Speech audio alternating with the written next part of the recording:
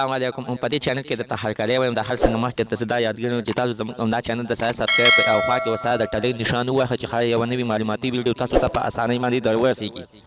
عزتمنو نادیه وایي چې ما نور ډانسونه او پروګرامونو کار پرېښودو، یعنې خیر به ټولوم خو دې کار داسې حرامه پیسه به نوره نه ګټم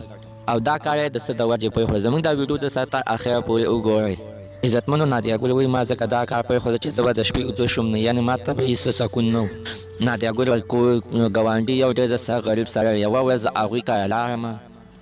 او ما دا هغوی د کور ډوډۍ وخوړه، نو ډېر زیات سخت سکون راته میلاو شو. هغه ګاونډۍ ښځې نه مې بیا تپوس وکړو، یعنې ستاسو په دې لاسونو کې داسې څه خواږه دي چې دا ډوډۍ ما ته ډېر زیات سخت خوند راکړو او ډېر سخت سکون دی پکې. نو دې ښځې ورته بیا په جواب کې ویلې، یعنې زما خاوند یو مزدور سړی دی، حلاله ګټي، ولې چې حرامه بالکل کور ته نه راوړي، هغه چې د بل چا په لاس کې حرامه سیکي نو دا ورته نصیحت کوي، یعنې دا حرامه کور ته مه وړه، ولې چې په دې کې سکون نشته. دې نادیه ورته بیا ویلې، یعنې تاسو سره مالي آمدن څومره دی؟ نو ښځې ورته په جواب کې ویلې مالي آمدن موږ سره 2 روپۍ هم نشته، ولې چې خاوند مې 1500 روپۍ ډېرې اخلي او هغه ځان سره راوړي، په هغې باندې ځان سره کړې سوداګانې او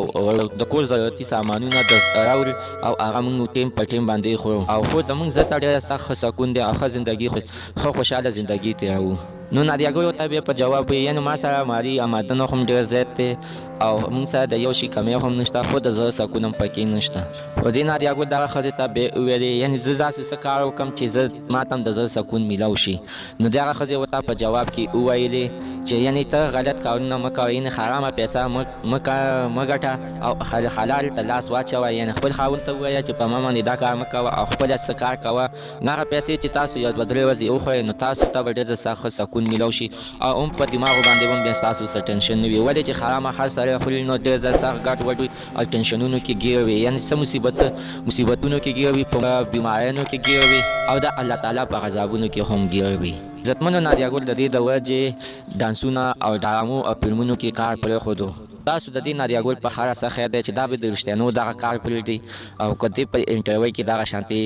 هسې دروغ ویلي دي. عزتمنو نننۍ معلومات زموږ ته د دې ځای پورې کړو. زموږ د معلومات تاسو خوښ شوي دا ویډیو د سره حتما لایک کړئ، دا چینل ته سبسکرایب کړئ او خوا کې ورسره د ټلۍ نشان ووهئ چې ښایي یوه نوې معلوماتي ویډیو تاسو ته په اسانۍ باندې در ورسي.